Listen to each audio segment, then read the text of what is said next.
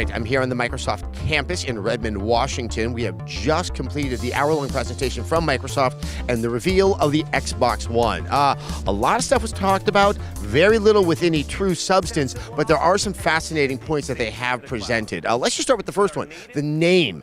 It's Xbox One. I know some people can't figure out what that means. It did sometimes sound like they were using shorthand to refer to the original Xbox released in 2001, but it does make sense if you think about it. It is a reboot of the system. It's sort of a reevaluation of what it is supposed to be. It gives the sense of beginning. I do wonder why they didn't go the route of Apple and just name the thing Xbox. Give the sense that there will not be a 720 or an Xbox 2 anywhere down the line, and that it will be something that exists and persistently and will just be upgraded with software and firmware over time.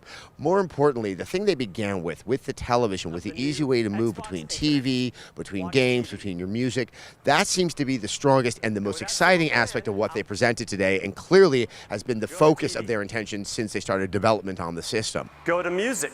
If this works, this could be that signature living room hub, the ease of moving between various types of media. The first thing I thought of is how many games I tend to be reviewing during March Madness and how much I would just like to pop out and check the scores and get back into what I'm supposed to be doing. There seems to be a lot of fun, convenient application coming out of that, and a lot of room to grow into something that could be very dynamic and really could turn the television into that centerpiece and really take it away from what the PC has been.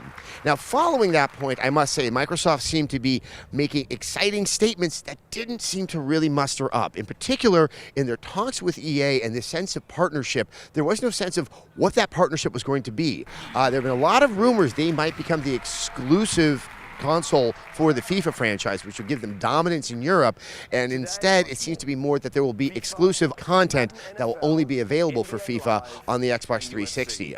Given the fact that FIFA is such a worldwide phenomenon and has been responsible for Sony's performance inside of Europe, I cannot tell if an exclusive content is really going to offer that kind of sea change in terms of the dynamics and the market share that we see on the European and continent, and of course in the UK. Now, the games themselves, I did not expect to see many games. I do know they are going to be showing more at E3. They have identified 15 exclusive titles for the Xbox One, and 8 of them are new IPs. That is very reassuring. I have no reason to think that that is a falsehood. We do need to see more of it in the future. One of the things that I would like to stop seeing at these presentations is showing trailers and saying that this is a look at a game. Forza will always look good, but that was a trailer, and to just see something that was more demonstrative, because racing games are such a good way to see what the power of a system is. It really was a disappointment that they didn't take advantage of that one moment to get a sense of what the leap in visual fidelity will be from the Xbox 360 to the Xbox One. The other game we saw was Quantum Break. Guys, we have to come up with new words, because I was thinking about Quantum Dream and Quantum Leap.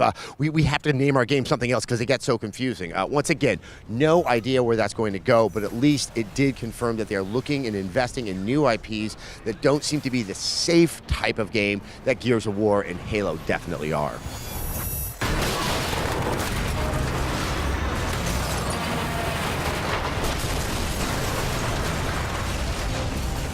The idea that Xbox will also now be doing their own independent television productions, highlighted, of course, by Halo, with the participation of Steven Spielberg, that is very, very appealing. How big this is going to be, how this is going to work in the long term with a level of investment is yet to be seen, but the fact that they did bring in a former executive from CBS to oversee this does seem to be a very major pillar of what Microsoft is doing. But without talking about what more of the products are going to be in the future, it's hard to tell if this is going to last far into the lifetime of the Xbox One.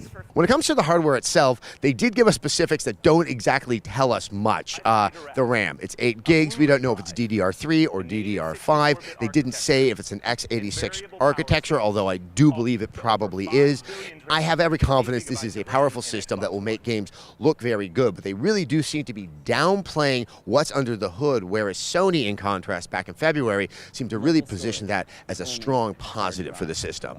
Also, they mentioned cloud computing, and it can exist in the cloud, and never really got into too much detail as to how that's going to affect gameplay, how that's going to affect our media storage, and what that means in the long run. Like I said before, there seem to be the parts of some very good ideas. It's unclear if Microsoft themselves have fully formulated what their strategies and intentions are. They just want to make sure that they have these elements connected to the Xbox One to take advantage of them somewhere down the line. Now, the final thing they showed, which was no surprise, was Call of Duty. This has always been a signature franchise not owned by Microsoft, which is heavily identified with Microsoft's gaming consoles. It was a nice trailer. It looks good, but I think it does indicate one of the problems that really permeated this entire presentation, which was, who are they talking to? Is it just to an American audience? Is it to the core gamers who seem to be increasingly turned off by military shooters like Call of Duty? Or is this to a very broad, general population that may not be tuning in at 10 o'clock in the morning out here on the West Coast?